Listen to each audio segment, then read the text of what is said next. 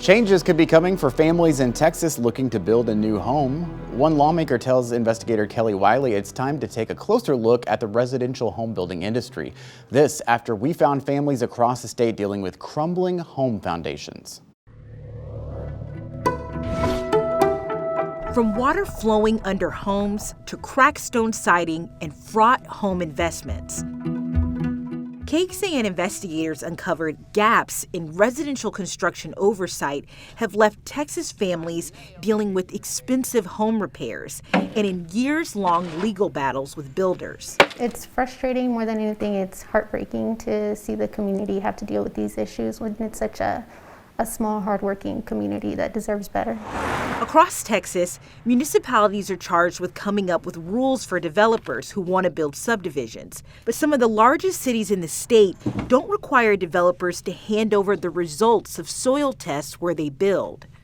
The city approved nearly 50 permits for foundation repair over 11 years in a single South Austin neighborhood.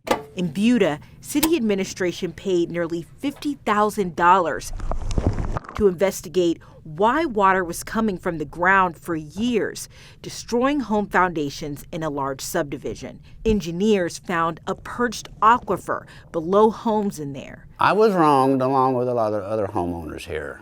It's like I told them at City Hall and stuff like that. There's places to build homes and there's places not to build homes.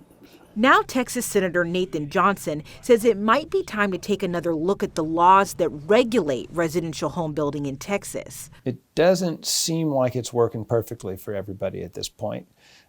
What the answer is, I don't know, but I do think that it is time to take a look and see whether or not we need some sort of state minimum standards that would give the municipalities a reason to perform some of the things that they're pressured to not perform right now. I think we could help them out, and we could help the cities help their residents. This isn't the first time Texas lawmakers have tried to tackle home building defects and the long legal battles that can follow. Our review found basically a fundamentally flawed system for, quote, regulating builders. After only 6 years in existence, the Texas Residential Construction Commission, tasked with regulating home building and resolving disputes between builders and homeowners, was shuttered by the Sunset Advisory Commission in 2009. It's something that was attempted to be fixed or addressed more than a decade ago and wasn't. So it may be time for us to take another look at it.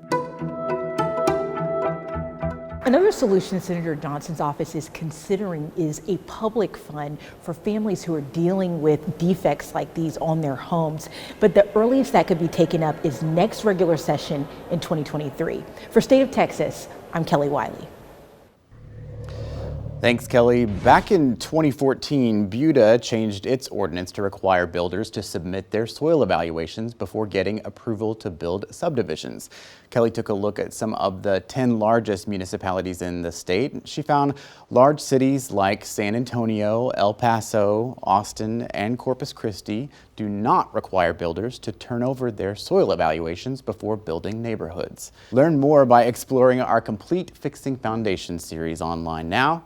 We have links with this story in the Texas Politics section of our website. A follow-up now to our risky rides investigation. Recent changes aimed at fixing the state's paper license plate problem appear to be working. At its board meeting last week, Texas Department of Motor Vehicles said crooks can no longer easily pose as car dealers to infiltrate its system and fraudulently print and sell temporary tags. Officials say the number of phony plates have gone down from thousands to a couple hundred. The board says it's working to improve cooperation with law enforcement. It's also drafting a rule that would require car dealers be fingerprinted during the application process and when licenses are renewed. The board could vote on that in June.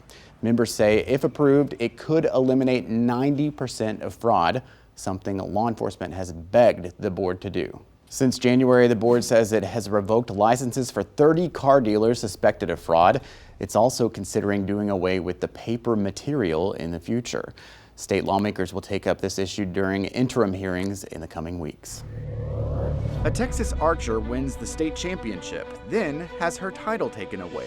The people in charge say it's because she's transgender. If everybody wants me to shoot as a male, well, okay, now you're going to have a woman beating you. How a Texas law geared towards students is being used to justify a decision to take an adult athlete out of the competition.